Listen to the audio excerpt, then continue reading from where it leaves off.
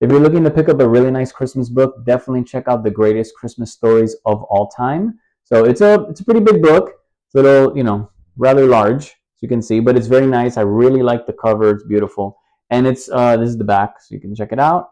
So it's very nice cover. And then what it has inside is different stories. So I'm not gonna read anything or anything like that, but the stories are rather short, and then all these are the titles of some of the stories, and then you can see them. So that's the table of contents. You see on this side. You can see several of them. So it's a lot of the stories I've never heard of them, which was really nice because I mean I haven't read every single Christmas story ever written. So there's a lot of different ones, and they're just very nice. I like that they're short. They're not very very long. This is what it looks like. Let's stand on this side. This is what it looks like on the inside of the book. Kind of flip through it.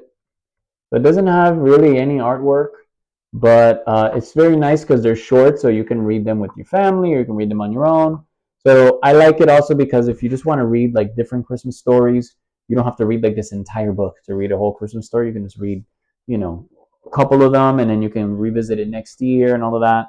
So some of them have hymns or songs or verses from the Bible and around. So it's very very nice. So like for example, this one's called The Promise, and it's literally just that long. So they're very short. You can even just read them, like one or two a day or something like that, or even just one a day. So it's very nice. Very touching stories for Christmas. Definitely check it out and hope you enjoy it.